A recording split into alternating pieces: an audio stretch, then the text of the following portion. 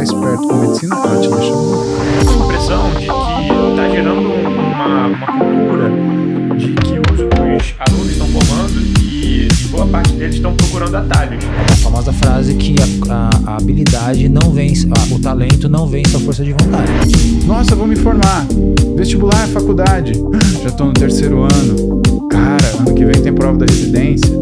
Você tá lá, terminando sua faculdade de medicina no automático.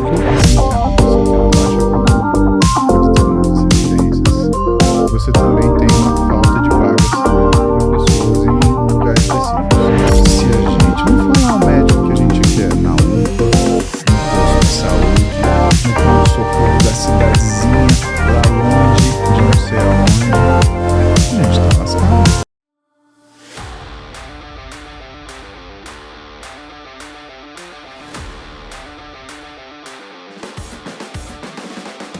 E aí, senhoras e senhores, estamos aqui em mais um episódio do Roundcast. Seja muito bem-vindo. Esse bate-papo aqui, ele é um bate-papo muito esperado. É um episódio que a gente ia gravar lá em agosto, no DocSoul, um dos maiores eventos de medicina do país, com o Dr. Paulo Musi, né, que dispensa apresentações. Ele que é médico, ortopedista, palestrante, escritor, atleta de alta performance e empresário também, né? Tudo a ver com os nossos 3 pilares aqui do Roundcast: saúde, esportes e negócios.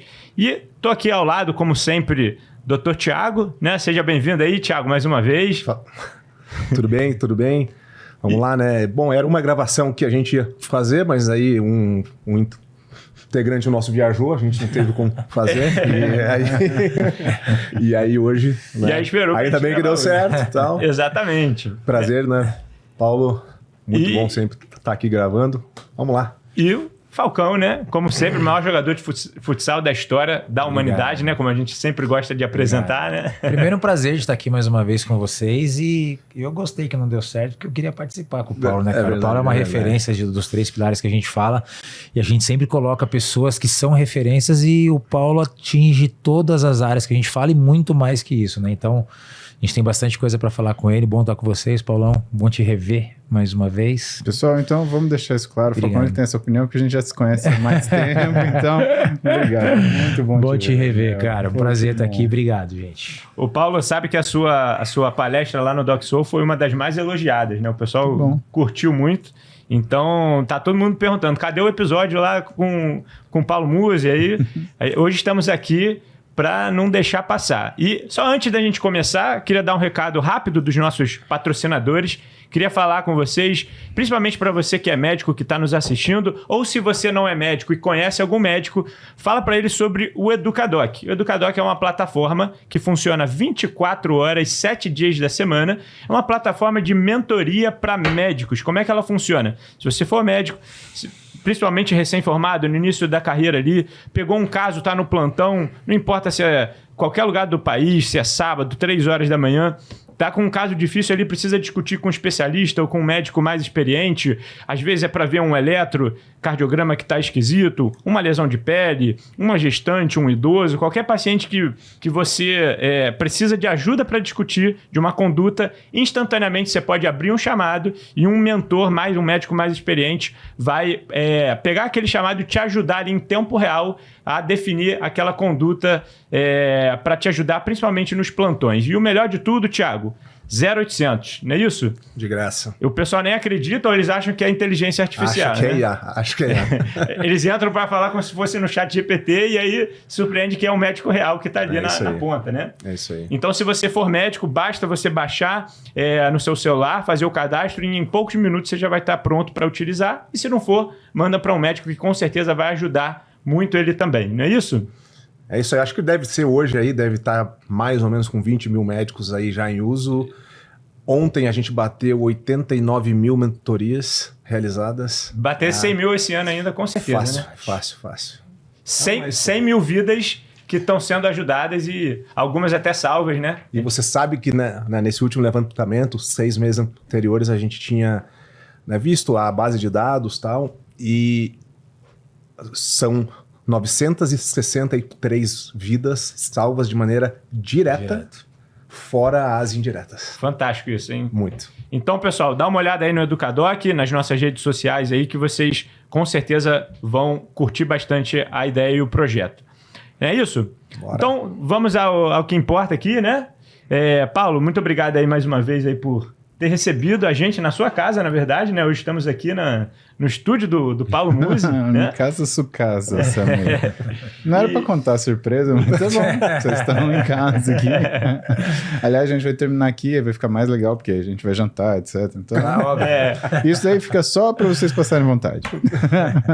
E até falando sobre isso, Paulo, queria começar com essa primeira pergunta, que eu acho que é a maior dúvida, que olha para você e para mim, pelo menos, né, eu como médico também, você é uma grande referência dentro da saúde, da medicina, principalmente, né? É um médico, um cientista, que faz medicina de alta performance. Você é um atleta de alta performance, né? Trabalha muito essa questão da disciplina. Como é que você equilibra todos esses pratos nesse malabarismo? E hoje, principalmente, até como empresário também, como é que você faz para alcançar o sucesso em todas as áreas da sua vida, que é muito expoente isso para as pessoas que te seguem, né? Em primeiro lugar, né? Exato. Em primeiro lugar, eu nunca penso no sucesso, Samir. Em segundo lugar, eu nunca penso o quanto cada prato desse pode ir alto. Eu penso qual que não pode, aliás, quando que não pode nenhum cair. Então, se a gente fosse falar de equilíbrio, né, a ideia é não deixar nenhum cair. Eu tenho muita sorte, porque as coisas elas se comunicam, né? O esporte que eu faço, ele me chama atenção para detalhes muito específicos daquilo que é a minha profissão, por um acaso ou não. Eu trabalho em ortopedia e traumatologia e medicina esportiva. Eu tenho os dois RQS, as duas licenças.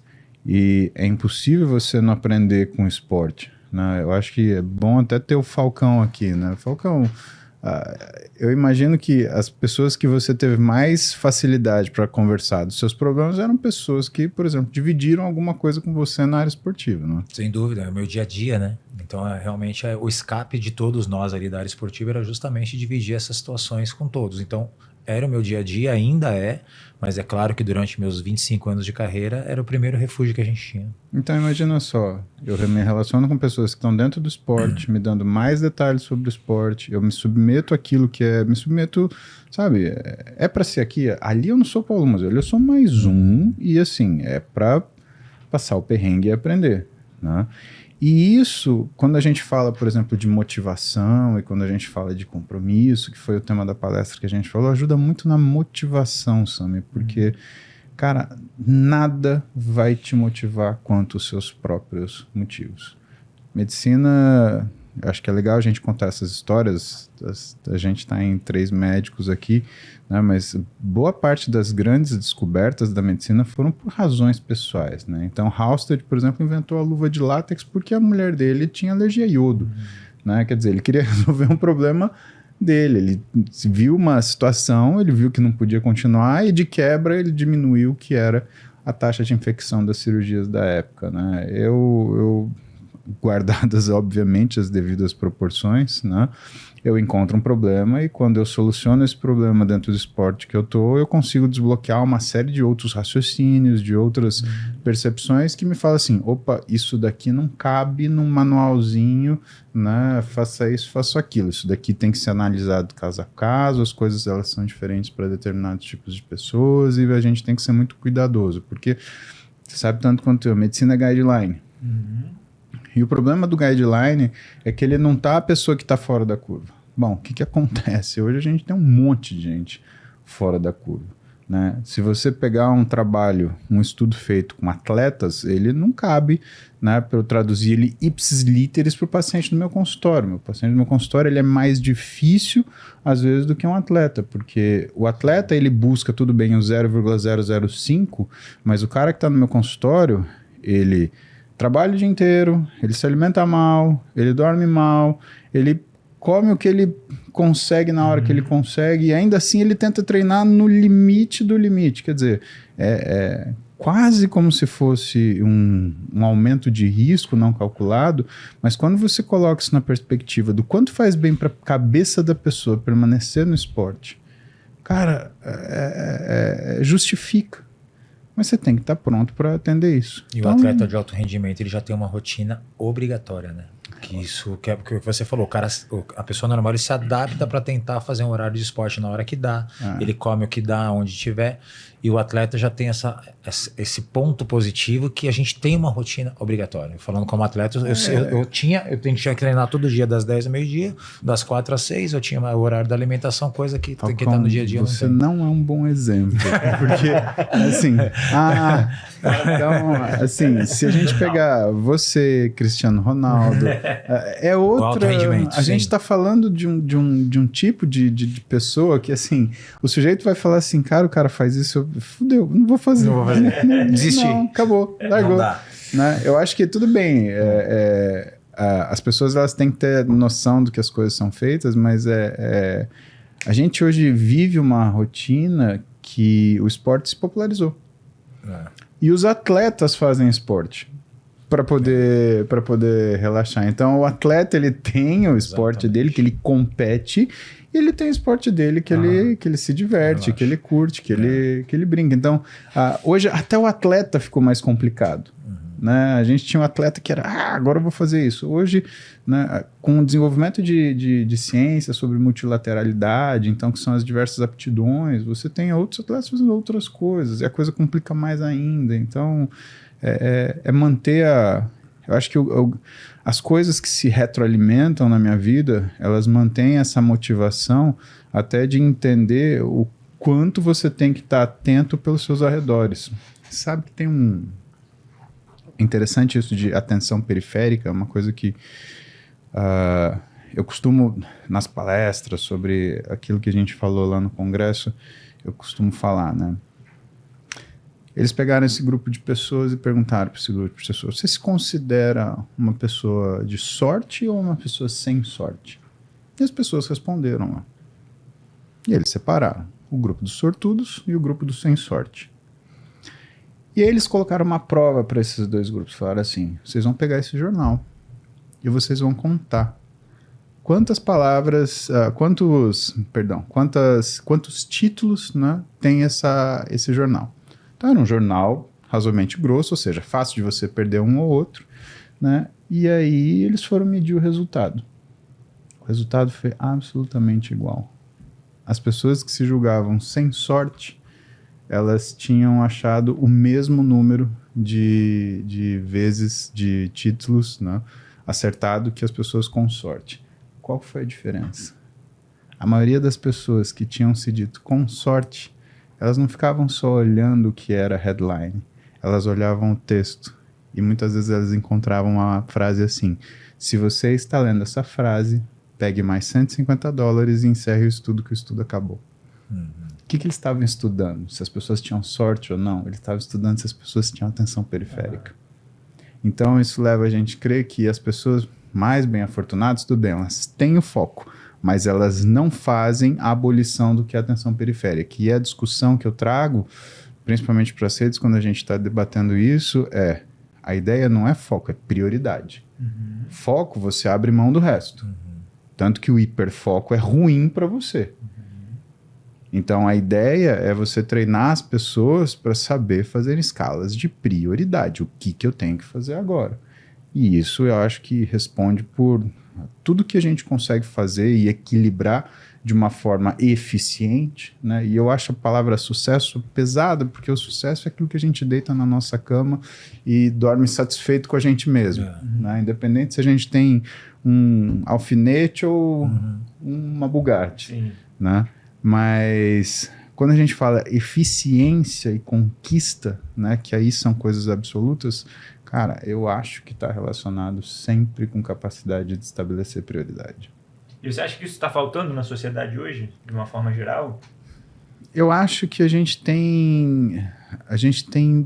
está numa era de uma quantidade de informação muito grande, né? Só que de pouca curadoria. Você não tem as pessoas que vão falar assim, olha para esse lado, olha para aquele. Falcão, acho que a gente se conhece há uns 10 anos. Por aí, para mais. Era o comecinho da internet, então assim, a gente sentava para conversar, não tinha muita dúvida sobre as coisas. Era isso, era aquilo outro. Hoje, quando a gente fala do mercado de suplementação, do mercado de eficiência, desportiva, performance. Cara, as pessoas têm dúvida desde medicação até hormônio, suplemento, até tipo de treino. E qual que é o grande problema? É um comportamento de internet de mostrar. E um marketing, às vezes, ostensivo, né? Mostrar e falar que é o melhor. Tá bom, mas quem me dá a confiança nisso daqui? E tem outro falando do mesmo produto, do mesmo segmento, que também é melhor. E tem Exatamente. outro também falando que é melhor. Tanto que dizem que, com relação aos dados, né, que nós não vamos morrer de sede e sim afogados dentro desse grande oceano que vem e vem e vem e a gente não consegue absorver. E é por isso que hoje você vê que as mentorias bem organizadas, elas têm tanto sucesso. Porque, na verdade, as pessoas notaram isso. Falaram, cara, eu não consigo remar nesse mar sozinho. Eu preciso de alguém para me ajudar. Eu preciso de alguém para me guiar. Exato. E isso é uma coisa que é difícil de você ensinar. Ou as pessoas que não foram ensinadas isso na escola, elas têm que aprender em algum momento. Que é a clareza do pensamento racional e objetivo. A gente... quer queira, quer não, na faculdade de medicina acaba tendo isso, porque se você não tiver o paciente, morre, você não faz diagnóstico, você opera a perna errada, enfim, a coisa dá muito errado, né? Então, felizes daqueles, né, que tem uma veia de empreendedorismo, porque eu vejo muito o seu caso, Thiago, você pegou aquilo que era uma habilidade médica, você transformou aquilo numa habilidade de um homem de negócios. Cara, isso é muito poderoso. Hoje a gente... Eu não sei se felizmente ou infelizmente eu tenho cuidado para fazer esse julgamento, mas hoje a gente tem uma quantidade de aluno de medicina que está tendo dificuldade de fazer isso, tomar suas decisões na faculdade. E eu sempre digo isso, né, Sami, que o que na verdade é você empreender? É você resolver problemas. Nós médicos, nós vivemos 24 horas por dia, se a gente está trabalhando, né, num plantão de 24 horas, é 24 horas de problema. Sim. Ou seja, nós aprendemos isso, né, que resolver problema é o dia a dia. Né? Então eu vejo, sempre digo isso, né, para os estudantes que perguntam e tal, seria isso e junto com a preferência que o médico tem, porque ele precisa saber priorizar. Né? Então você aprende lá desde o trauma A, B, C, ACLS, você mantém vias aéreas e tal. Ou seja, se você pegar esses itens e você aplicar em qualquer outra área da sua vida, seja nos negócios, na vida pessoal, vai dar certo. São problemas e priorização. É muito do que você disse agora. Muito legal essa analogia mesmo, né? Você pega o ABCDE lá, por exemplo, do ATLS, né? Isso. E fala sobre a prioridade de intervenção, que se não fizer isso primeiro, o paciente morre. Exato. Não adianta você cuidar do B se o A não tiver resolvido, né? E se você for olhar, Sami, esse tipo de situação, ele explica algumas coisas, por exemplo, por que o nosso comportamento profissional é como é o nosso comportamento profissional. Pega uma salinha de PA, um pronto atendimento. Cara, essa é uma das coisas mais difíceis da nossa carreira. Por quê? Porque a gente tem doenças que são carregadas durante anos e você, em questão de minutos, você tem que identificar, você tem que fazer o tratamento e você tem que fazer o acompanhamento disso daí. Quer dizer, ninguém chega para você, vamos supor, o cara se forma em administração. O executivo master da Sony, o CEO, não vai chegar para um cara que acabou de terminar a administração e falar, ó, essa é a Sony, tá? Essa empresa ela tem tantos anos, tantos bilhões de revenue, e assim, a gente está com um problema, eu preciso que você resolva nos próximos 15 minutos, senão eu vou falir.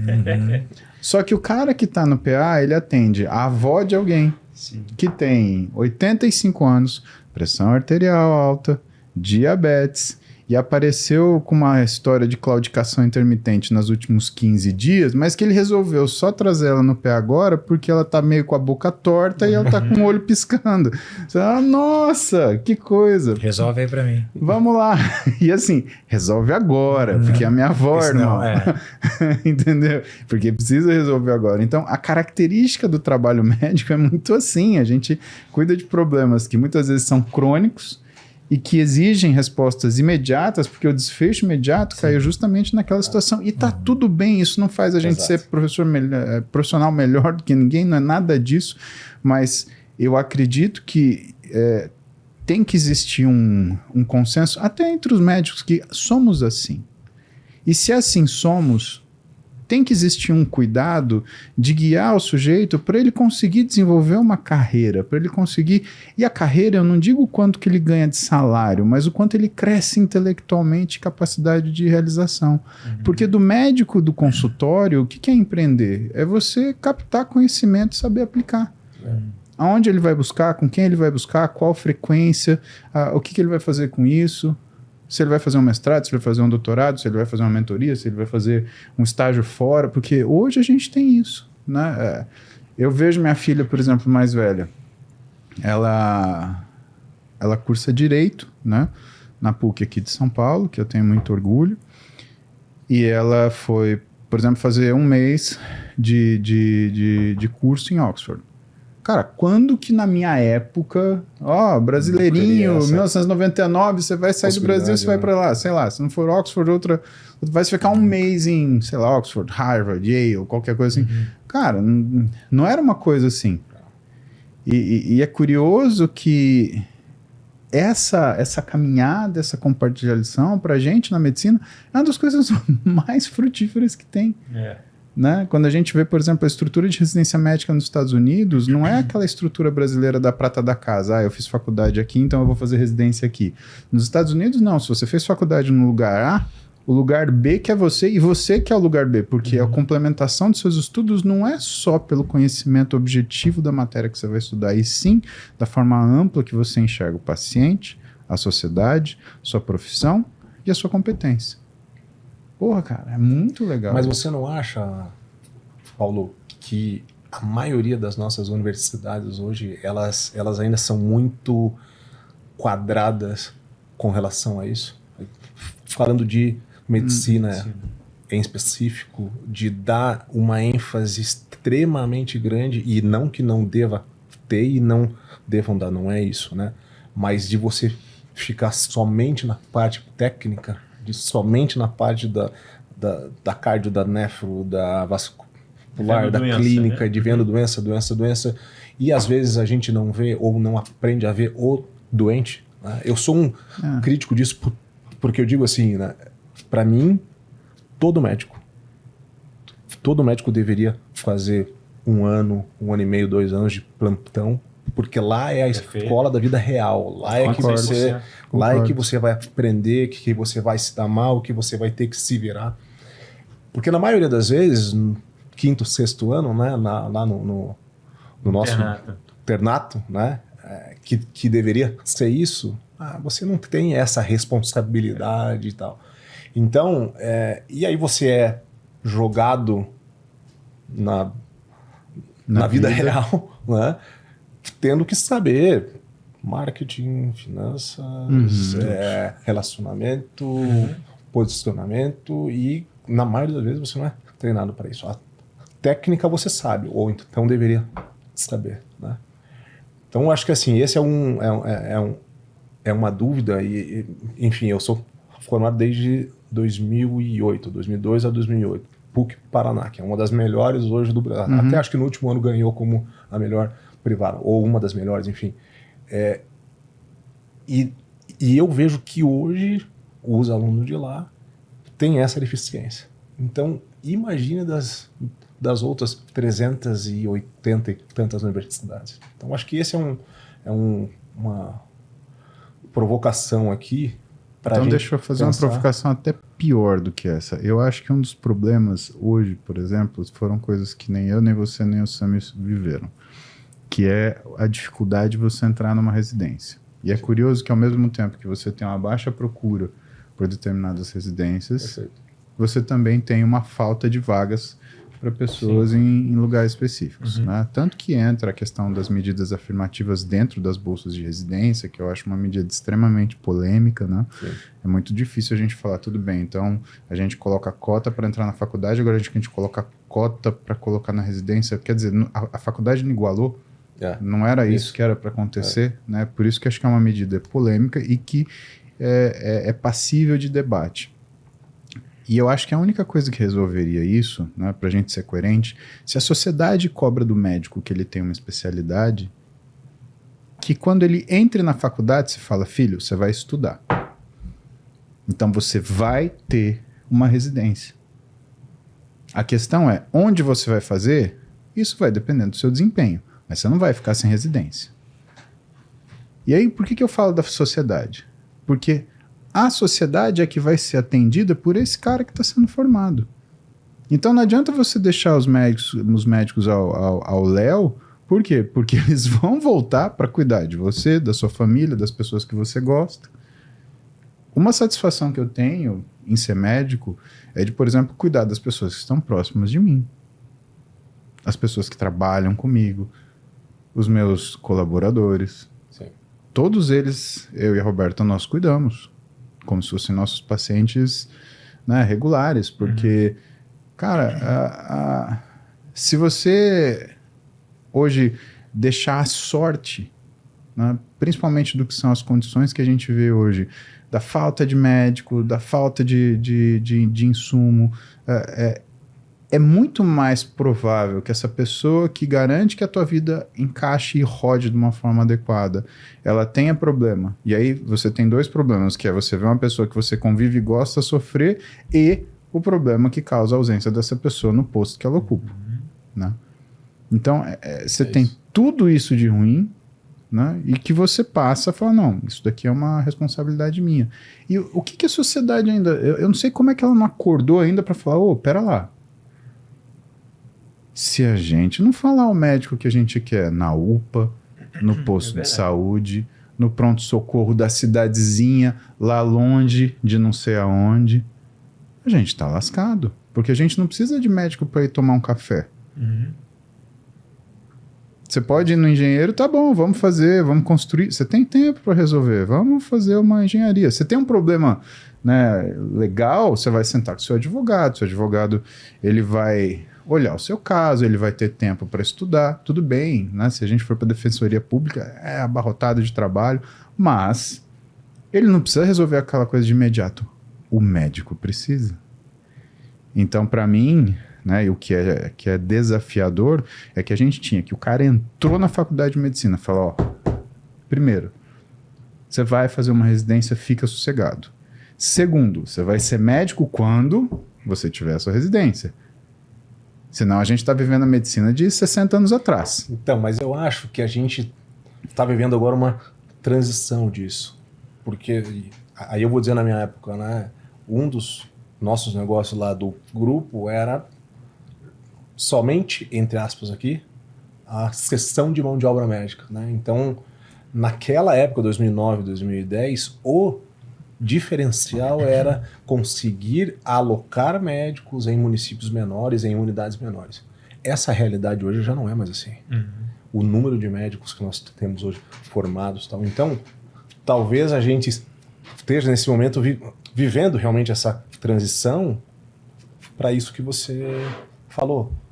Porque, na verdade, era uma das minhas perguntas, se para você hoje é mais importante, ou se você acha que o médico ele vai virar um super, hiper generalista, um especialista, super, entendi. Hiper especialista, ou um generalista amplo que consiga atender as mais diversas demandas. Thiago, eu acho que eu vou tacar mais fogo ainda, porque eu só acho que o sujeito tem condição de ser um super especialista quando ele é um super generalista. É verdade, eu também concordo. A parte, para mim, mais importante é saber, primeiro, se esse cara é médico.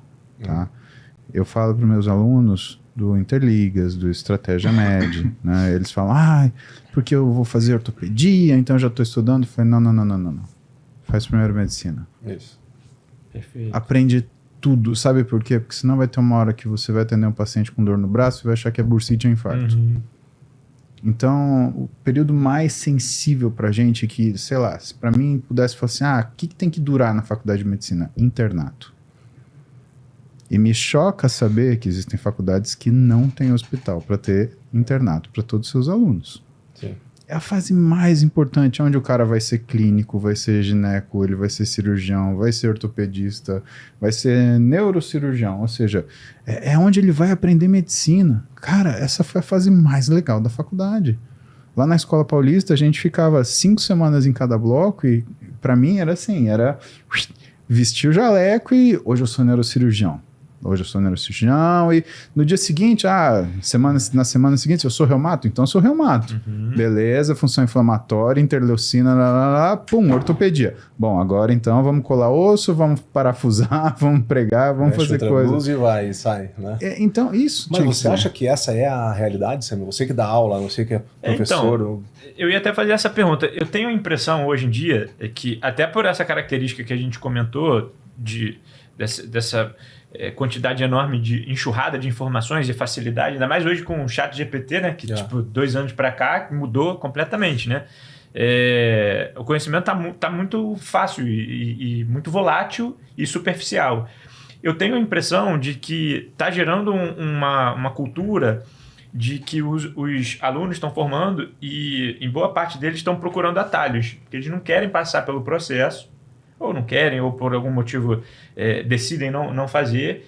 E, por exemplo, uma residência médica, né, que você está um tempo ali roendo o osso, plantando para depois colher, né?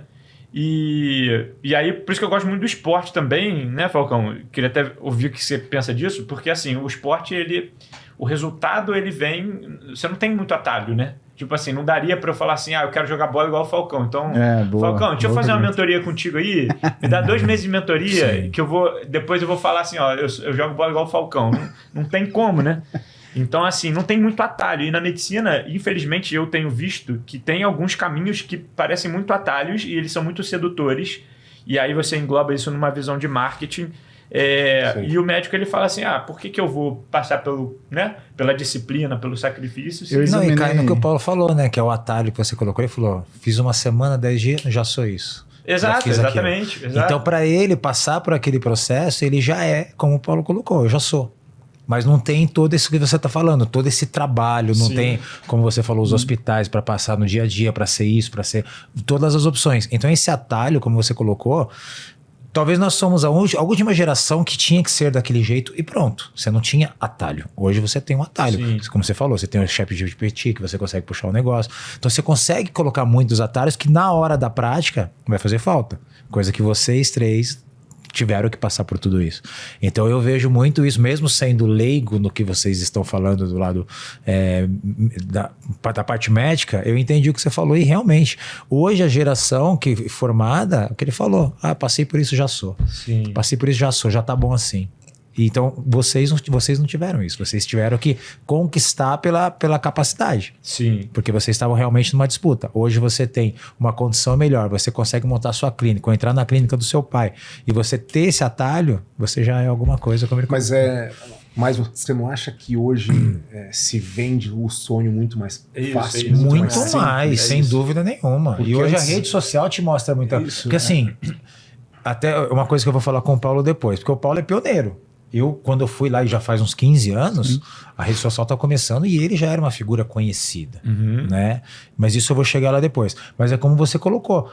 Hoje é muito mais fácil, porque qualquer um que faz um vídeo legalzinho, bem produzido, ele é alguma coisa. Independente se da parte médica, qualquer coisa. E ele vira uma referência sem ser. Isso. Mas isso de qualquer segmento. Então hoje o atalho ele faz parte das pessoas. Porque quando você vai a fundo em qualquer situação de qualquer pessoa que é conhecida na rede social para alguma coisa, 10% é realidade. Os outros 90% é o atalho, é a mentira, é o faço que sou, mas não sou. E hoje vende, porque você tem alguém seguindo aquela pessoa que quer ser igual. Tanto que nós ouvimos alguns influencers falarem que hoje eles não usam mais helicóptero, avião, eles venderam porque eles não vendem mais curso. Então eles não precisam mais mostrar. Não precisa mais mostrar. Exatamente. E é dito, né? E sabe, Muzi, eu acho que uma das mensagens mais poderosas, eu acho que talvez, na minha humilde opinião, né? Mas a sua maior autoridade hoje constituída é porque você representa exatamente o oposto desse atalho, né? A constância, aquela mensagem de você em cima da bicicleta fazendo live, né? E todo dia ali na constância, quantos anos fazendo isso, mostra assim, não tem atalho, não tem resultado seja lá onde você quer chegar sem ter o esforço, né? Sem ter a disciplina, ter a abdicação, sem ter a dor ali, né? De plantar. Então, assim, na minha humilde opinião, hoje você representa muito isso, essa visão da constância, da disciplina e do esforço ali para conseguir atingir o resultado, né? E eu acho isso super educativo, porque é uma mensagem, às vezes, até subliminar ali de como você se posicionar, independente da sua área, né? Isso é proposital, assim? Como é que você vê isso? Não, isso é só verdade, Sammy. É autêntico isso, né? Que eu vivo, né? E é isso que as pessoas, elas se conectam, porque é autêntico, né? Eu acho que conecta algumas pessoas, outras pessoas elas se irritam e se ofendem, porque, na verdade, o comportamento do outro, quando ele te faz, por exemplo, uma ofensa, não é sobre você, é sobre ele. Exatamente. Né? E às vezes ele olha uma coisa, como ele não consegue fazer igual, ele tenta destruir.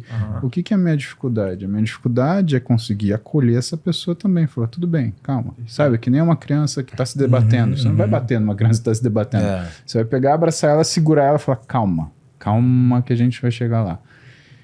E eu acho que aquilo que minha avó falava, né, que você pode enganar muita gente em pouco tempo. Pouca gente muito tempo, mas você não engana todo mundo o tempo todo. E na internet cai a máscara. Cara, você para pra pensar, sabe desde quando eu tenho YouTube? 2005.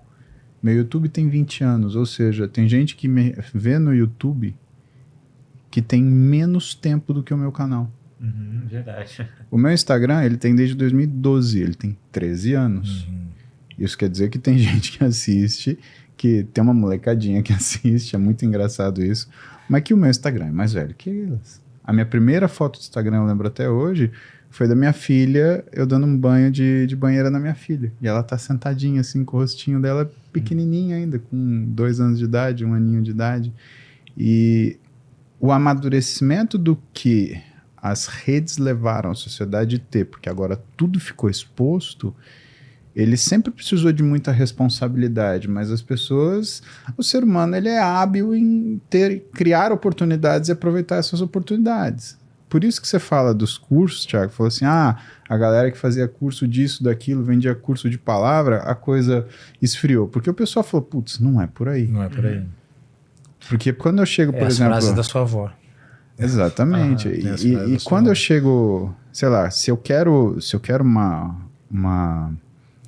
uma coisa eu tenho que querer uma coisa para a sociedade que seja a mesma para aqueles que são os meus pares. Eu considero os alunos de medicina meus pares. Então, eu fui ter contato com essas pessoas, onde elas estão. Né? E eu acho que às vezes a gente tem uma visão, sabe, Sami, parcial. Vou te contar uma coisa, por exemplo, boa parte dos alunos hoje que não fazem residência é por pressão econômica, porque eles vieram de programas econômicos disso. Sim. Cara, como é que você... Às vezes tem uma dívida de 1 milhão, né? De Como um financiamento que paga isso? estudantil. E aí não pode fazer residência, sustenta a família já trabalha, segunda formação. Não, e você pega um cara que é residente, pô, quanto que a gente chegava a fazer 140 horas na minha época de residência, na nossa, né? Na verdade, isso hoje está diminuindo. Mas como que você pega um cara, bota para trabalhar 140 horas, eu ganhava R$ 1.210 por mês. O meu aluguel era 715.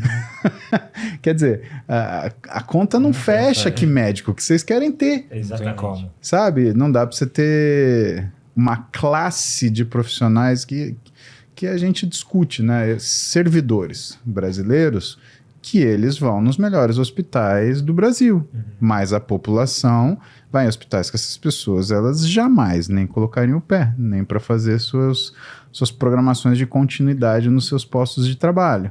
Então, quando a gente cria essa situação, a coisa fica muito complicada.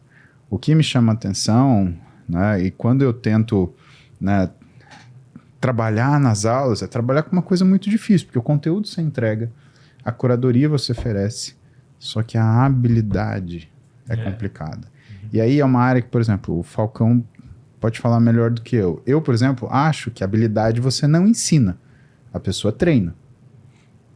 O que você ensina é como ela vai treinar. Né? Mas na minha área cirúrgica, principalmente, né, a gente tem laboratório, tem tudo para o cara aprender a fazer aquilo, treinar.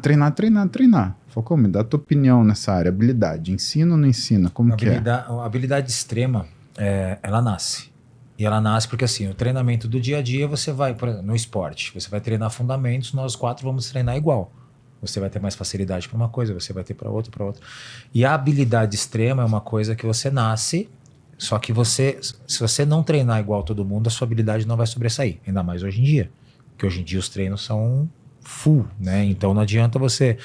não, é a famosa frase que a habilidade não vence, o talento não vence a força de vontade. A força de vontade vence o talento. Agora, se o cara que tem talento tiver a mesma força de vontade, é onde você vai ser o diferencial.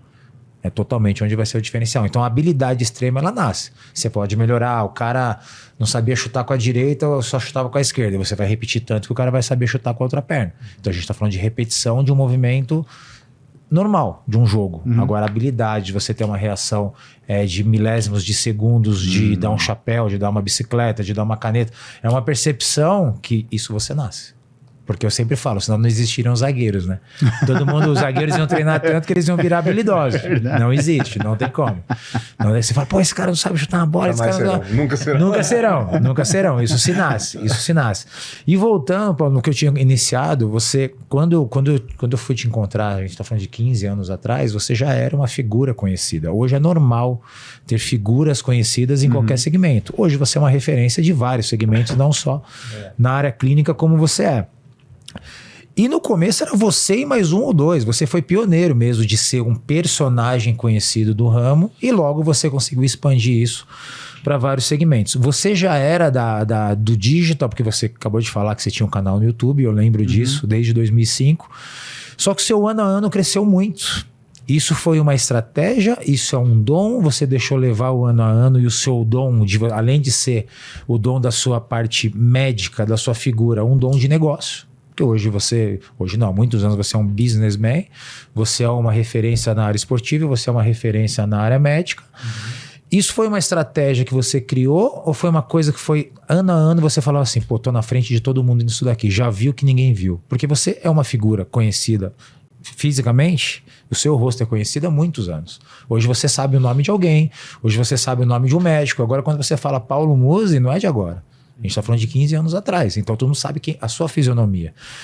Como é que foi isso? Você era do digital que já tinha essa estratégia ou cada ano você fala, eu acho que eu posso isso, Você quer saber a verdade de mesmo? Verdade verdadeira. Ou não tinha estratégia e eu só fui indo.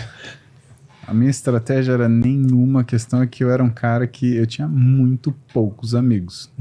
E eu queria conversar das coisas que eu tava fazendo. E eu acho que uma das coisas legais assim do esporte é você ver pessoas que elas pegam a sua experiência e elas melhoram a sua experiência. Eu lembro de um ditado que é um ditado árabe até, quando conhecimento é a única coisa que quanto mais você divide, mais você tem de volta. Né? E o que eu percebi? Eu percebia que quando a gente abria o computador, você expunha aquele dado para milhares, centenas e milhares de pessoas. Né? Tanto que a primeira coisa que eu tive foi um blog. Né? E aí voltava para mim. Então eu pegava e falava, isso daqui é assim. Semana seguinte vinha, cara, e-mail, não sei o que, contato. Cara, você se inspirou alguém para fazer isso? Já tinha alguém que fazia? Ou foi tipo assim, vou fazer meu blog? Cara, assim... Boa pergunta. Porque isso é um feeling, né? O cara falou, vou fazer um blog. Por isso que eu quero... eu tinha uma pessoa que eu acompanhava um blog que você também fazia. O partiu de vocês. Na época, Falcão, a gente tinha... De buscador, tinha o Alta Vista, tinha o Yahoo e não tinha o Google, tá? E ponto. Isso foi pré-Google. Por isso. E aí, buscando, eu achei os blogs. O meu blog era o Performance com Saúde, blogspot.com, né? E eu olhei gente falando de várias coisas. Eu falei, cara, vou falar de fisiologia e treino, que é o que eu era aluno ainda, que é o que eu estudo, né? E aí, vamos ver o que volta. Daí, né? O blog é mais antigo ainda. O blog, eu acho que eu estava no 2º ano de faculdade, ano 2000, mais ou menos. É que acabou, né? O blog, na época, a gente tinha uma série de normas éticas no conselho que eram diferentes, mas...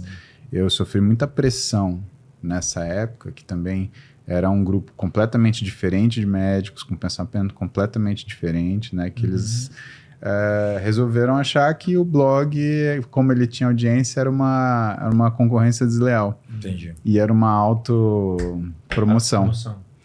Aí eu falei, tá bom, eu fecho, não tem problema. É essa a regra? Tá, é isso daí.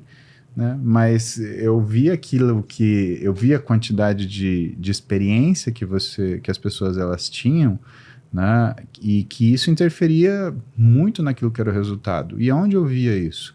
Eu via a diferença do cara treinar numa academiazinha de bairro pequenininha e o cara ir para uma grande academia, não chique, cara, mas que você tivesse muito atleta ainda. Né? E o que você tinha oportunidade? Você tinha oportunidade de ver as pessoas fazendo coisa. Então você olhava as pessoas treinando e falava, cara, isso é interessante. E você volta para sua academia de bairro, você volta diferente. Sim. Você fala, opa, tô fazendo isso. E é engraçado da ambiência, que... né? Sim. Exatamente. Se pessoal brinca e fala, se você quer ser um tubarão, nada com tubarão, né? Mas tem relação. Claro. Se você seleciona o seu ambiente, você se assemelha às pessoas que você está ali. Né? E eu acho que na área intelectual tinha isso. Né? Eu via gente que eu admirava escrevendo, né? Não da medicina, mas jornalistas, filósofos, pessoas articulistas. Eu gostava de ler a parte de articulistas dos jornais. Aí eu falava, pô, eu nunca vou escrever num jornal, né? Eu nunca vou escrever numa Folha de São Paulo, no Estado de São Paulo. Mas eu tenho meu blog.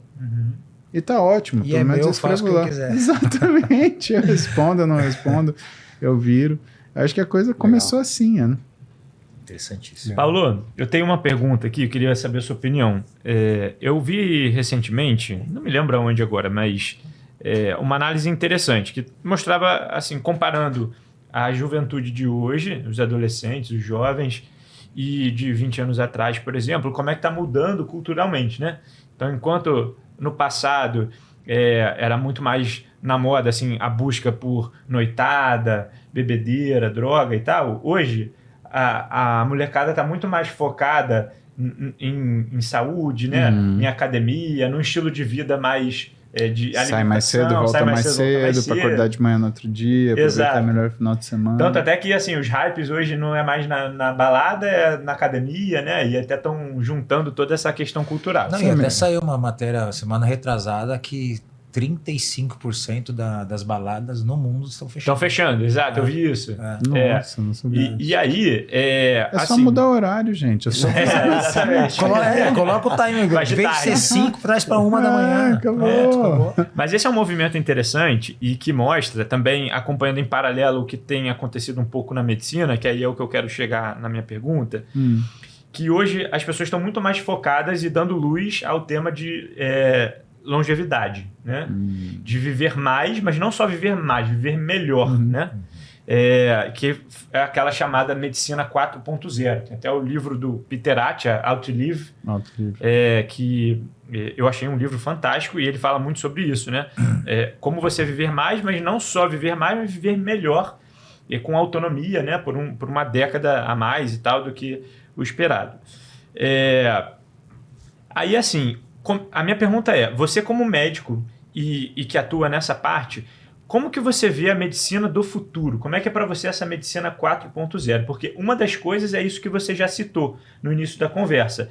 A gente muito situado na medicina baseada em evidências, onde os grandes estudos estudavam a média das pessoas e aí elas tinham propostas de tratamento para aquela média, mas a dificuldade é que não necessariamente todo homem branco de 40 anos vai ter as mesmas respostas, porque cada indivíduo é único, né? E aí, com o aumento de inteligência artificial, de terapia genética e tal, tem uma luz muito grande agora nessa parte de biogenética, né? De você conseguir fazer mapeamento e individualizar uma conduta específica para aquele indivíduo ali, não mais para aquela população ali em geral. Como é que você vê essa transição, se é que isso está acontecendo, muito focado nesse aspecto da longevidade?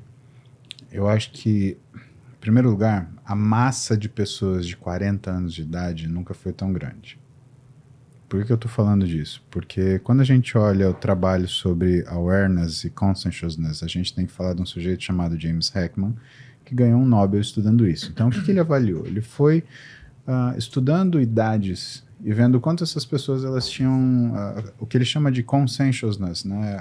É a noção exata do seu lugar no espaço, no tempo e as suas atividades. Né? Ou seja, você sabe que é você, que você tem que fazer. né?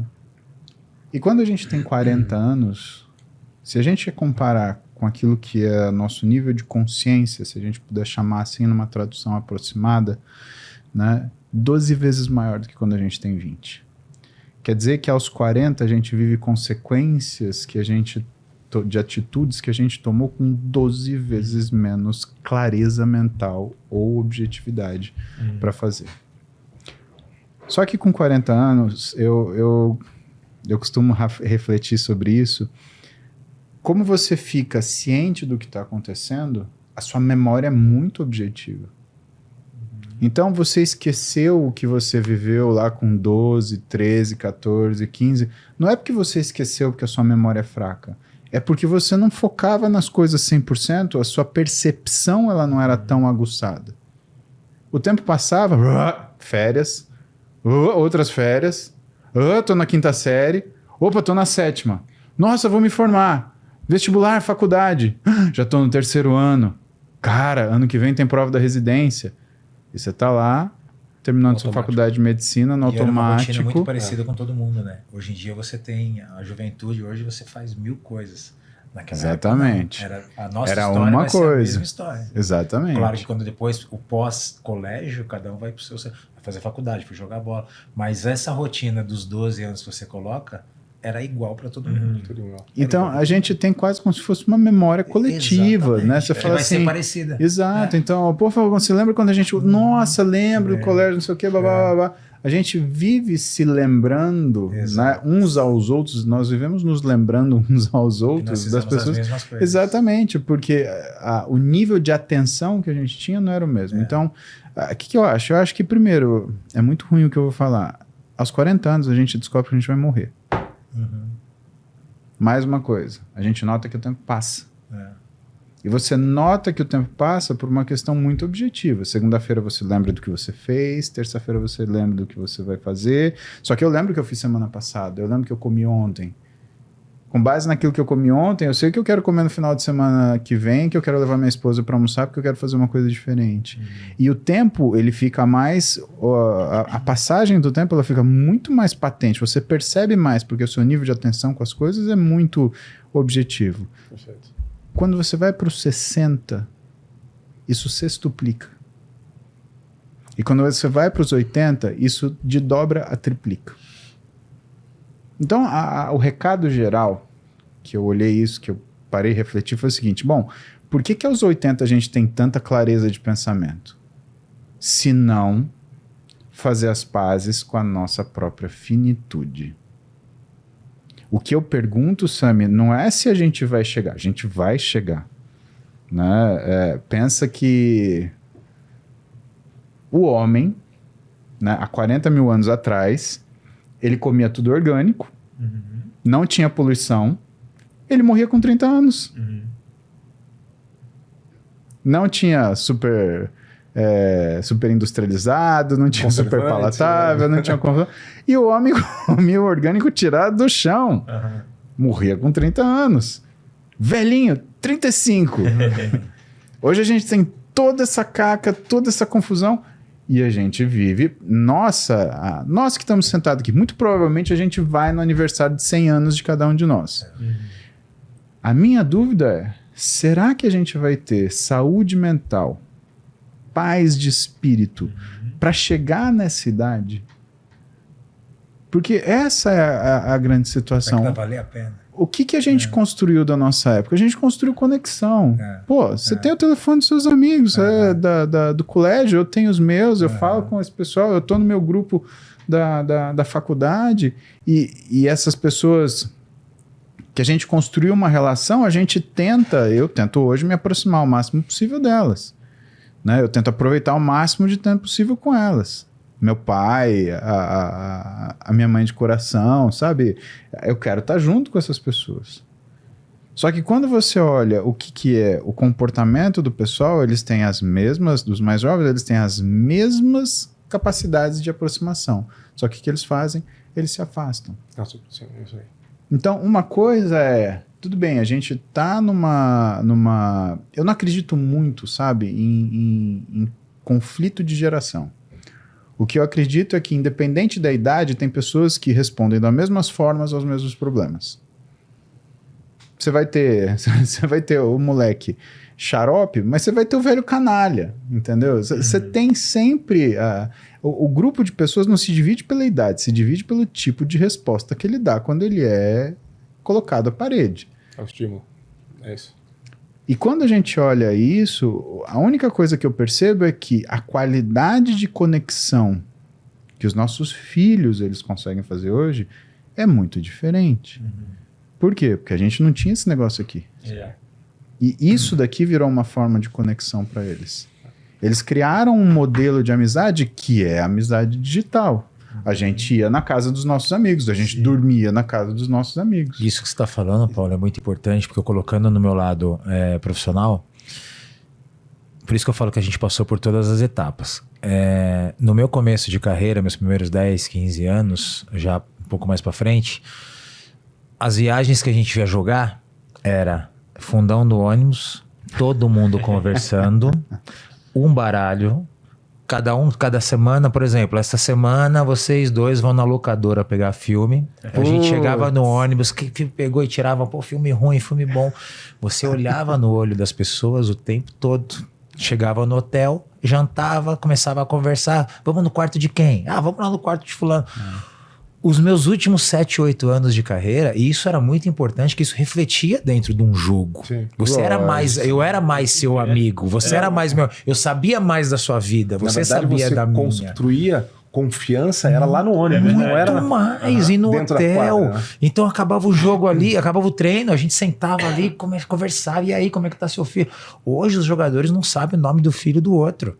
Porque os últimos 10 anos dessa conexão que você está falando, o cara entra no ônibus para ir para o aeroporto ou para viajar, ou uma viagem de 6, 7 horas de ônibus, que a logística é ruim de avião, cada um põe o seu fone, cada um com o seu tablet ou com o seu celular, meu amigo. Você vai no quarto com o cara, às vezes você está numa viagem de uma semana, pô, em uma semana no quarto com você, eu ia saber sua vida inteira, até das suas antepassadas. Hoje, cara, no esporte, é cada um na sua cama, quando divide cama, é cada um com o seu celular, com o seu fone, meu amigo. Sim. Você não cria nenhuma relação.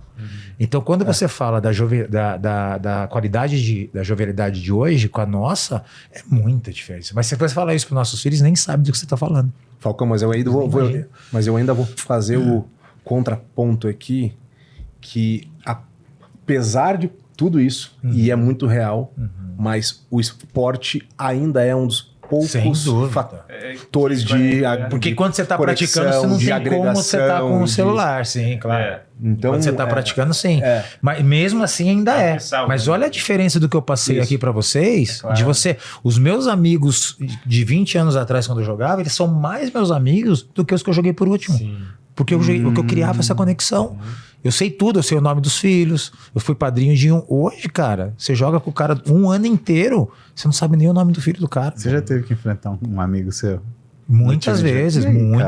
Não, mas aí o jogo é o jogo. Aí ali, só que assim, depois vamos jantar. Você vai jogar na minha cidade, hoje o jogo aí na minha casa, depois vamos fazer uma pizza. Quando eu for na sua casa, a gente faz um churrasco depois. Isso acontece, só que todas essas conexões de 10 anos para trás. Os últimos jogadores que eu joguei, eu sei pouco deles. Eles sabem pouco de mim. A gente não tem essa relação. Eu não sei o nome dos filhos dele. Agora, de 2012 para trás, eu sei o nome de todos. Eu sei mais quando eu tava começando, porque eu era o cara que levava... Eu queria tirar foto com todo mundo. Eu era tiete. Eu sei da história de todo mundo. Hoje em dia, o cara vai... vou tirar foto, vou dar moral. Pô, não sei. É uma idiotice, cara, que não dá pra entender. Só que essa relação interpessoal que a gente tinha antes, principalmente no esporte, hoje ela não existe. E mesmo assim, porque a hora que você vai praticar o esporte, você não pode estar com o tablet. E mesmo assim, o esporte ainda é o melhor desenho. Mesmo assim. Deixa eu te perguntar mais uma coisa ainda nisso. Por exemplo, cara, pra mim o esporte é uma vivência. Então, eu vou te dar um exemplo.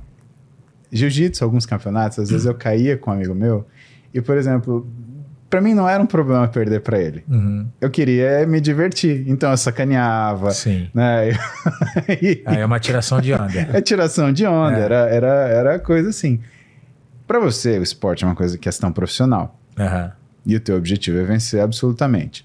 Mas em algum momento, era, por exemplo, era aceitável o seu time perder para alguém que tivesse um amigo seu do outro lado? Nunca.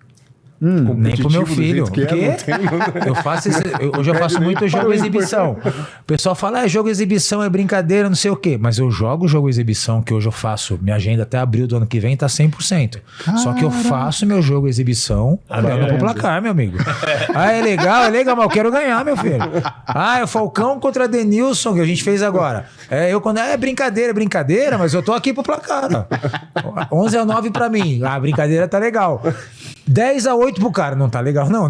Eu vou lá e tento virar o jogo. Isso tá no meu sangue. Você é competitivo em tudo, Falcão? Tudo. Jogando baralho, videogame. Vou jogar um ping-pong com meu filho. Azar dele. Eu não quero perder de jeito nenhum. Ele tinha 5 anos. Problema seu, vai aprender perdendo. Não tem. Não é na marra. Acertar no travessão com o meu primo que foi me visitar no final de semana. Vamos brincar? Vamos, mas eu vou ganhar. Eu vou ganhar o tempo todo. Você é competitiva também, Muzi? Você tá falando, eu acho que todos nós somos competitivos, mas eu acho que para mim a competição, ela é uma... Eu crio muita dúvida se eu consigo, sabe? Então a minha competição é superar. Né? No automobilismo, por exemplo, que é uma coisa recente, será que eu consigo aprender a pilotar aos 46 anos de idade? Né? Será que E o meu objetivo é pilotar.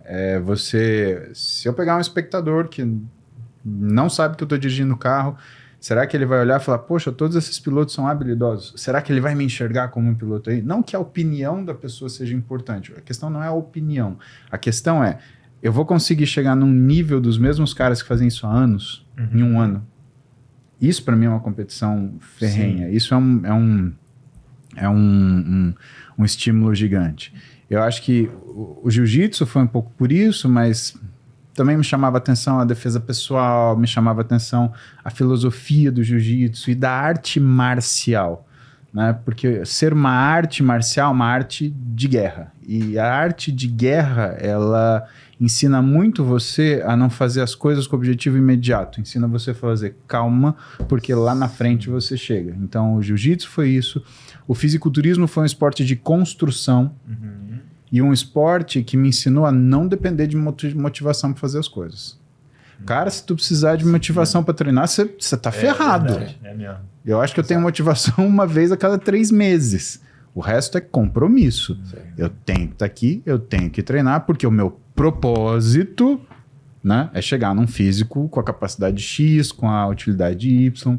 E se assim não fosse, eu não conseguia fazer o que são as mudanças para eu conseguir encaixar um novo esporte na minha vida. No caso do automobilismo, que, por exemplo, fez eu mudar tudo que era minha capacidade física aeróbica, né, e a minha rotina de treino básica, e que era muito confortável, né? Vamos pro chafé é gostoso, é legal.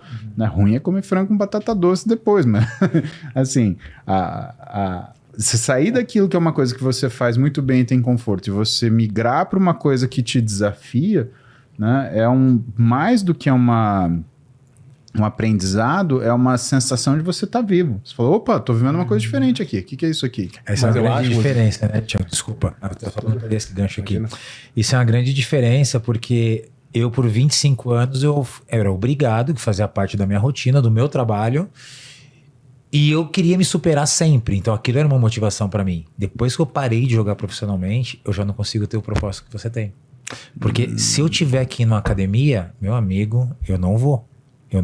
E eu tenho em casa, eu não vou. Agora, por exemplo, claro que a minha rotina é meio maluca. Eu falo, pra que eu vou na academia 3 dias se eu vou sair 10 dias? Eu mesmo me engano. Agora, quando eu tenho 7, 8 dias, eu tenho 7, 8 dias, caramba, eu vou ter que ir na academia. Eu não fico, caramba, eu vou na academia 7, 8 dias. Aí eu vou 3, 4 dias, faço uma manutenção muscular. O meu aeróbico eu uso nos meus eventos, como eu faço muito evento. Então eu entrego bem meu evento, porque eu uso aquele evento para correr. Eu me engano. Bom, hoje tem jogo, deixa eu entregar legal, vou correr, aí eu corro. Então eu já faço alguma coisa. Mas quando eu tenho que sair para ir para academia, que eu fiz durante 25 anos obrigado, que é a minha programação, igual você vai para os consultórios, eu ia pro meu treino. Cara, você falou do propósito que você tem, que é gostoso de fazer. Cara, eu não consigo. Isso me arrebenta. Quando eu falo assim, caramba, eu tenho que ir ali na academia puxar ferro pra ficar legal. Então eu Não vou consigo. pensar uma coisa com você. Desculpa, Thiago, só vou aproveitar também Por isso. favor. Te interrompendo. Cara, Não. você sempre... Aí que tá. Você sempre treinou por causa do futebol. Isso. Se a gente tivesse um dia um treinador pra treinar você pra você, você ia falar, isso é diferente. Eu pensei nisso ontem. De Então- criar uma responsabilidade com alguém, porque daí eu vou ter a obrigação de ir, que vai ser bom pra mim. Óbvio. E que vai servir a você, não tá servindo ao esporte, já Vai não é servir a parte mim, da... não é mais. Isso é uma coisa pra você. Pra você encontrar, eu acho que você não teve tempo e oportunidade de você encontrar os seus goals pessoais, né, os seus objetivos pessoais. Você sempre tinha que entregar. Então, tudo na tua vida tinha que ser direcionado pra isso. Medicina, a gente passa muito isso, Falcão, porque, por exemplo, se você não ficar esperto com medicina, ela te deixa burro, cara. Você não assiste um filme, você não lê um livro. Você fica só nisso. Cara, é só pá. Por quê? Porque também é uma coisa do seu intervalo de confiança, conforto e interesse. Posso sair artigo disso daqui? Ah, não quero. Pra que eu vou ler isso? Daqui, deixa eu ver. Olha, saiu isso daqui assim, assado. Se você não criar uma disciplina de entender que aquilo que é bom pra você faz parte daquilo que você deve pra você, a coisa fica complicada. Eu tive isso, por exemplo, foi uma coisa que eu tive um insight na época da crise sanitária, né? A gente começou com os lockdowns, né? E eu comecei a ver o comportamento das pessoas e eu comecei a ver algumas coisas assim que não faziam sentido. A pessoa dentro do carro com máscara, né? De janela fechada. Falou, não, calma, pera lá. Não é isso. Aí, né, a coisa tá esquisita, né? E aí eu falei, pera lá, eu preciso entender isso. Eu não tô entendendo nada. E aí me caiu a ficha, eu falei, cara, eu não tô entendendo nada do que é a reação de um ser humano, um semelhante a meu, ao estresse. E foi aí que eu falei, pera, eu tenho que encaixar alguma coisa de estudo sobre fisiologia, além disso, sociologia, história, humanidade, filosofia. Cara, eu tinha que criar isso, porque eu tinha que entender o que é a cabeça da pessoa, porque a gente saiu, a gente foi para exceção, né? Então, Eu preciso criar esse compromisso, sim. É o que eu vou fazer para 2026, é justamente isso. cara, eu tenho compromisso com alguém que eu tenho que ir, porque aquela pessoa tá lá por mim. tem um monte de treinador bom pra você treinar. O dia que você quiser treinar comigo, tá mais que convidado. A gente faz um treino bom aí. Não, o que eu ia dizer é que tem uma frase, eu acho que é do Kant, do Emmanuel Kant, que ele diz que você só é livre quando você faz aquilo que você não quer. Justo. Porque aí você se desprende, você se livra dos seus desejos, tal. Então, quando você faz aquilo que você não quer, que você faz por disciplina, tal, você é livre. Que é um pouco do que você estava dizendo agora. Não, faz todo sentido. A gente olha hoje a escravidão das pessoas, por exemplo, que são viciadas naquela resposta dopaminérgica do roda para arrasta para cima, do coisa. Cara, a pessoa não desliga. E a gente começou a ver isso com criança. Eu não tenho nenhuma dúvida que a maioria dos diagnósticos que dão de orelhada para criança em escola hoje, na verdade, é ansiedade criada pelo telefone celular. Exatamente. É verdade. Você entregou para uma criança que não tem um córtex frontal formado, ou seja, ela não consegue fazer a simulação do que é a situação da realidade, ela não consegue avaliar perigo, uma ferramenta que traz novidade a cada 5 segundos. Principalmente após pandemia, né? Porque Porra! todo mundo veio a obesidade, veio muito mais obesidade, Sim. veio muito mais dependência, Sim. porque as pessoas estavam 24 horas dentro de casa. Sim. Imagina para uma criança, um adolescente. Aí que você falou, passa a viver aquilo. Aí a ansiedade na escola acontece, sem dúvida nenhuma. Paulo, a gente já está com avançado horário aqui, e aí tem uma etapa. Você tem alguma, Thiago, que você queira fazer antes pra gente passar para nossa rodada final, não? Porque esse assunto puxou, eu já tinha mais aqui, eu falei, não vou falar, senão vai estender mais meia hora aqui. Então, bate-papo muito legal mesmo. Fica na obrigação da parte 2, tá vendo? Exatamente, assim que é bom, né? Mas eu acho que seria legal, É porque verdade. vários dos nossos ouvintes aqui vieram lá do Doc Soul, são médicos, né, novos, recém-formados e tal. Qual que é a visão do Paulo Musi da medicina daqui a 5 anos, daqui a 10 anos? E se desse para você dar um conselho, né, que você já deu vários aqui para esses novos médicos, qual ou quais que seriam? Tiago, eu acho que a medicina é fabulosa. Ela é grande, ela é acolhedora E eu acho que a única coisa que precisa acontecer, a gente precisa parar de criar rusgas que são desnecessárias e a gente tem que agir como um corpo só, né? Eu acho que o grande problema no médico, eu acho que a medicina ela tá tão desprestigiada hoje na nossa nação, porque os médicos eles são absolutamente ilhas, né? Eu lembro, quando eu estava no segundo ano de faculdade, eu lembro que um professor meu falou assim, cara, para você ser um bom médico, você tem que ter um gene que é odiar outro médico. Eu falei, aonde que isso? Primeiro que, sabe, faz sentido, né? Você chama um cara, você odeia, mas chama de colega, então a primeira coisa está errada, né? Eu acho que precisa ter e a gente precisa agir como classe, porque... E precisa, sabe, agir como classe por algumas coisas. Primeiro, porque a medicina, independente do que aconteça, ela tem que ficar isolada de política e religião. Sim, é verdade. Medicina não é uma ciência, medicina é uma arte, porque é a forma que você agrega uma série de ciências, fisiologia, bioquímica, biofísica, física, eletrodinâmica, eletromagnetismo. Você junta ciências e faz a medicina. Você pega um ser humano e você dá a capacidade cognitiva dele, pesquisar a história de uma pessoa, avaliar essa pessoa, fazer uma hipótese diagnóstica, descartar hipóteses diagnósticas e fazer um tratamento que vai curar essa pessoa, ou que vai, pelo menos, tratá-la, né, até o ponto onde ela se torne curável. Tá? Se a gente tem isso não pode sofrer nenhum tipo de interferência externa de absolutamente nada. Por uma razão muito simples. Quando você tiver na frente de um pronto-socorro, você não vai perguntar para o teu paciente em quem você votou, em quem você acredita. Você não vai perguntar qual é o seu time de futebol, qual a tua preferência sexual, qual a tua preferência afetiva. Porque uma pessoa em necessidade é uma pessoa em necessidade, ponto final. Então a medicina tem que pegar e fechar a janelinha. Falar, cara, aqui o teu interesse político não entra. Aqui é assim, quem manda aqui sou eu. Essa é a primeira coisa. Segunda coisa, eu acho que a gente tem que conseguir trazer condição para o médico novo, porque o médico novo, ele chegou numa situação onde ele já é parte da tecnologia. Eu, você, o Sami, a gente se acostumou com a tecnologia. É comum você ver um aluno caçar o celular, ele puxar e ele fazer uma anotação na hora. O que a gente tinha na nossa época? A gente chamava de black book. A gente carregava uns livros, Falcão, de anotação. Xerox, feio. das vezes. Nossa, cara, eu gastava uma grana no Xerox. Irmão, se bobear, eu acho que eu tenho esses Xerox até hoje, de caderno de colega. Acho que foi a última geração da Xerox. Não, e aquele cheiro de ozônio que tinha, que você entrava, secava o nariz. Cara, na época a gente pegava os Xerox dos cadernos da Cissa, que era uma menina do 6º ano. Quando eu entrei no primeiro, ela tava no 6º.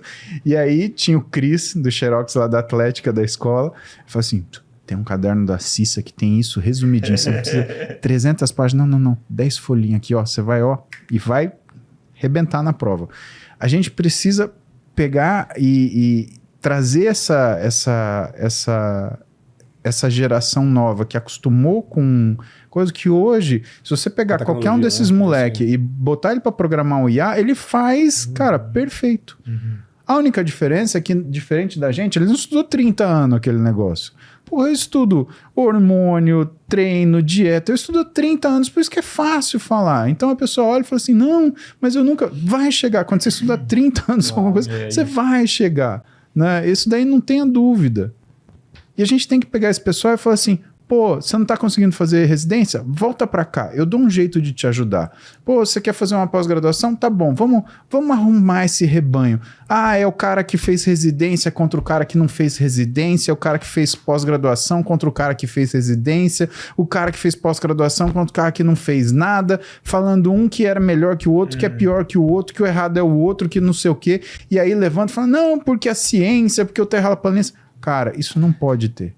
Medicina é, vamos juntar todo mundo aqui, vamos lá, isso, juntou.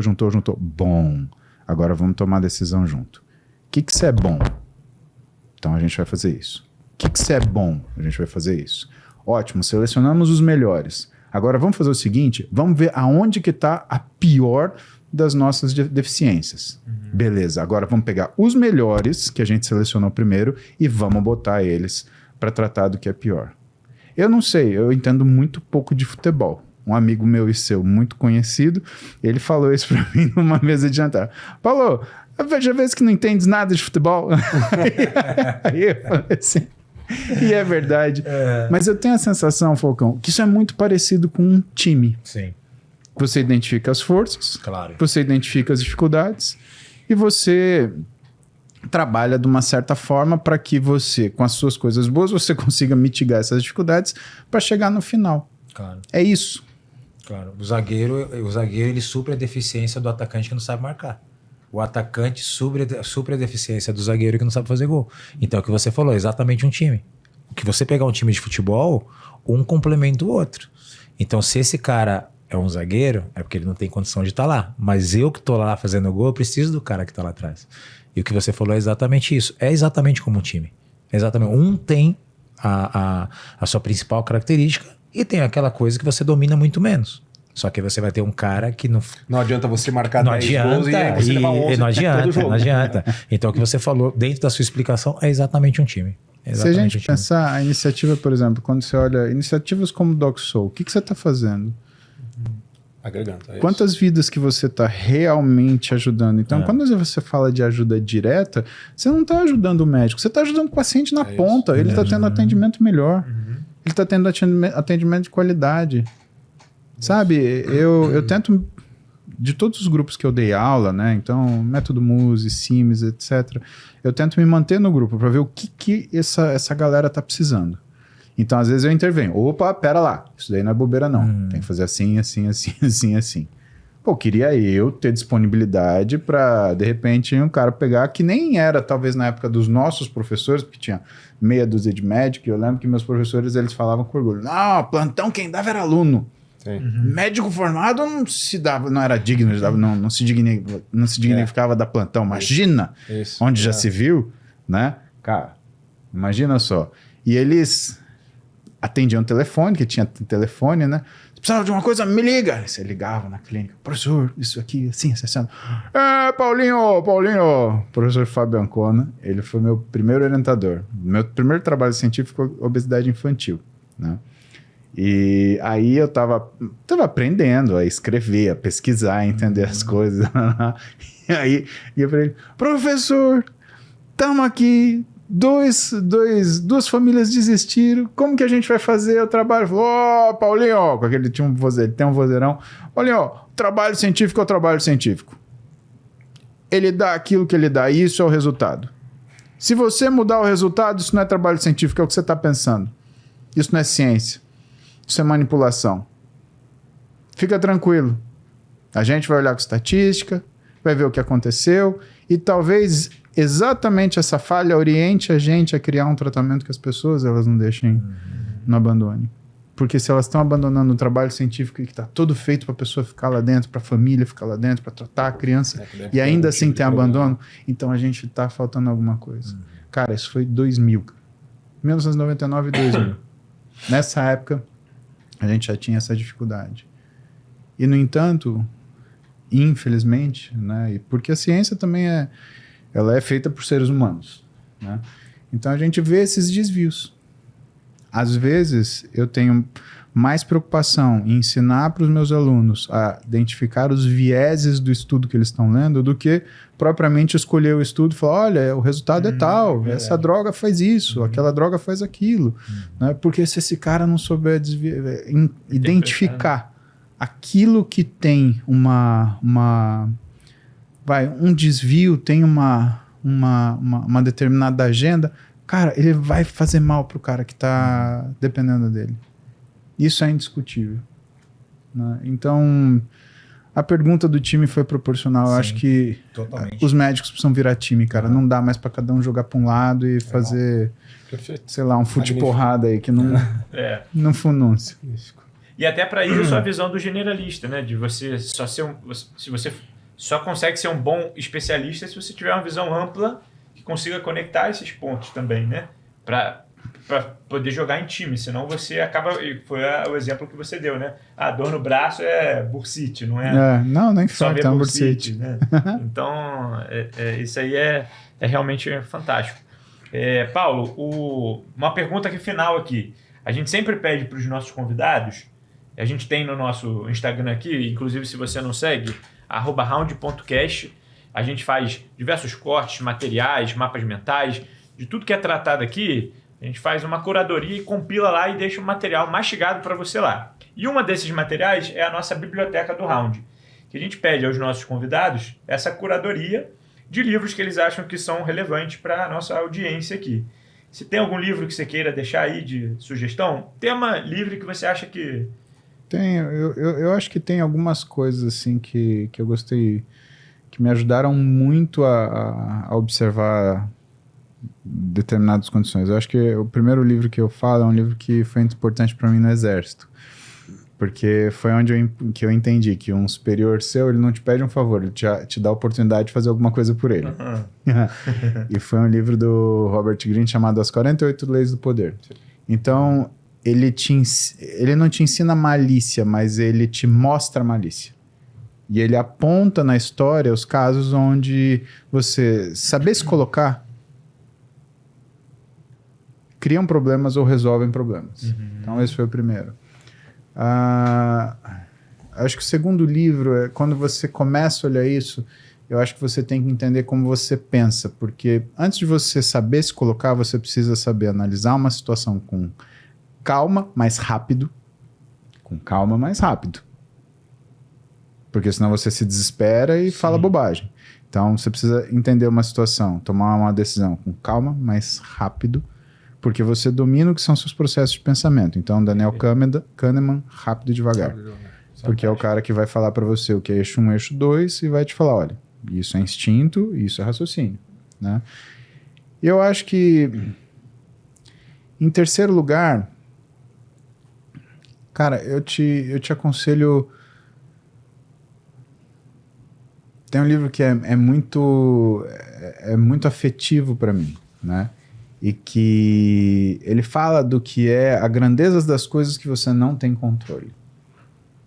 Quando eu e a Roberta, a gente tava namorando e eu tava na residência, porque eu tava na residência, Sammy, eu dava 3 plantões por semana e tinha semana que eu dava 4, cara. Era crazy, né? Porque eu falava assim, cara, eu vou ser o melhor médico se eu tiver quilometragem. Então, porra, vou dar plantão pra caramba. Moía.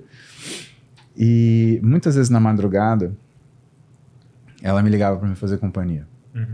Ela tinha que acordar 4 da manhã, porque ela morava em São Paulo e trabalhava em Campinas, né? 3h30, 4 da manhã, e muitas vezes eu estava acordado, e às vezes era uma hora que eu parava e tomava um café e para seguir a noite adentro. E às vezes ela acordava e ela falava, poxa, eu consigo dormir mais meia hora. E eu carregava comigo um livro, até difícil falar isso, porque é uma memória muito querida, sabe? Que é um livro chamado Intermitências da Morte. E o que é interessante é que desse livro em específico, da história específica, é porque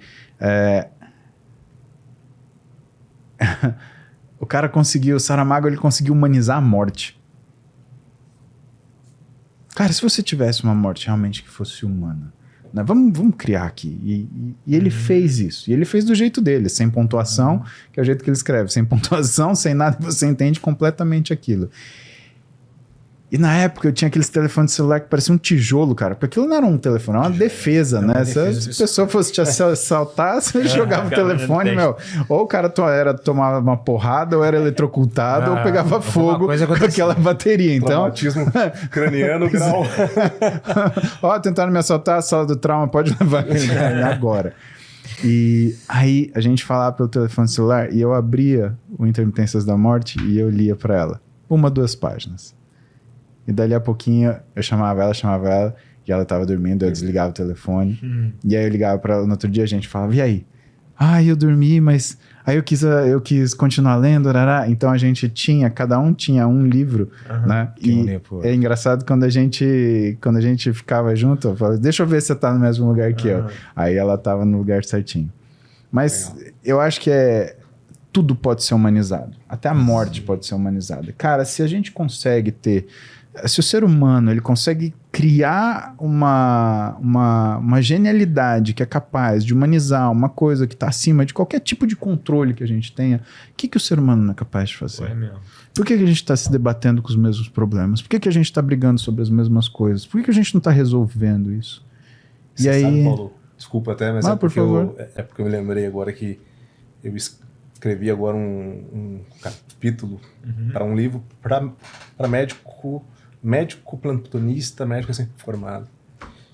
E eu terminei o livro com uma frase dizendo assim, que existem médicos bons e existem médicos completos, e que não necessariamente você precisa escolher, porque você pode ser os dois, né?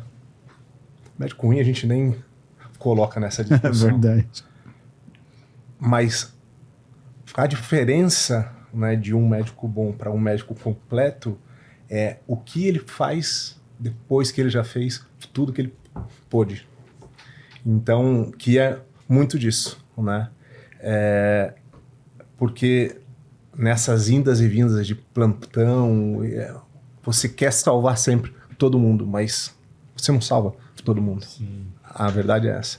Mas tratar com respeito, dignidade, atenção, humanização todo mundo, isso sim você consegue. E isso, no final do dia, por vezes, vale tanto ou até vezes mais pro familiar que está do outro lado, que está vendo, porque esperar que o seu familiar, que o seu paciente, ele vá sobreviver, não cabe somente a você, né? Mas fazer e ter esse tipo de atitude, sim, que é muito do que você trouxe agora. E que os médicos, por vezes, eles não aprendem isso. Então, não se fala mais desse tema hoje em dia. Sim, verdade. Eu vejo muito claro, assim, que existem dois tipos de pessoas que vivem se degladiando. Aquelas pessoas que enxergam os problemas e discutem os problemas, aquelas pessoas que resolvem os problemas. O médico, ele não pode se dar o luxo de discutir um problema antes de resolver. Ou a gente muda a consciência da nossa classe profissional como um todo e fala, cara, vamos discutir depois, vamos resolver primeiro.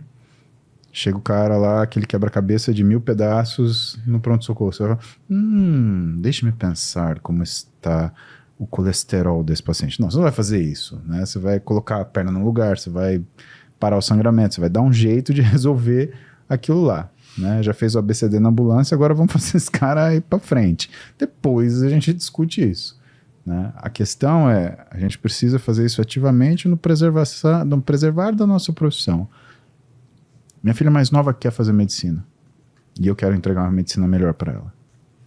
E eu vou me empenhar para isso. É isso aí. Fantástico. Maravilha. Qual que é o nome do livro, Thiago? Que você escreveu? Manual do Plantonista.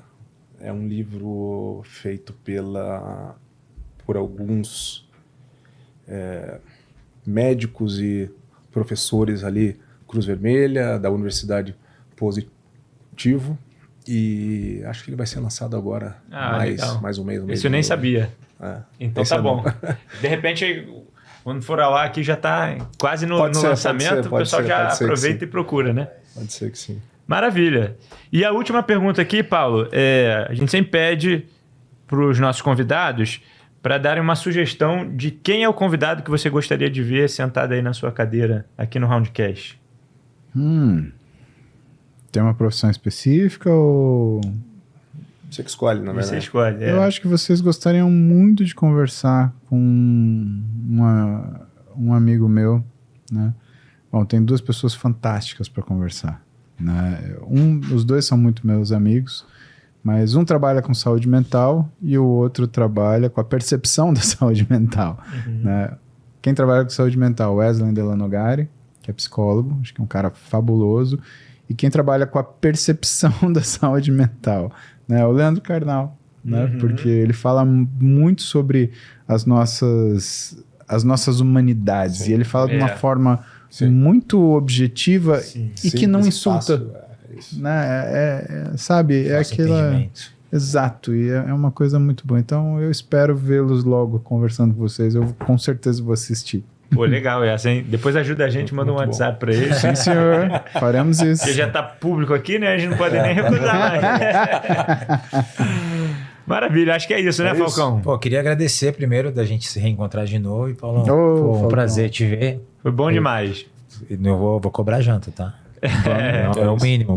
Obrigado, viu, Paulo? E ficaram, foi muito legal. Ficaram vários temas aqui que a gente poderia ir... Claro. Né, entrando, de repente a gente consegue marcar um segundo aqui com Óbvio, o Paulo. claro. Opa, Será? vamos. O Paulo dá pra fazer uns 5. Então, isso aí. Maravilha. Paulo, obrigado mais uma vez. Obrigado. Valeu, obrigado. Pessoal, Valeu, gente. obrigado aí Até a por próxima. assistir mais um episódio. Siga a gente lá nos nossos canais, se inscreva, curte os vídeos, compartilha, manda no grupo de WhatsApp, que ajuda a chegar essa mensagem em mais pessoas. Obrigado, até o próximo. Grande abraço. Obrigado, Valeu. gente. Valeu, gente. Valeu.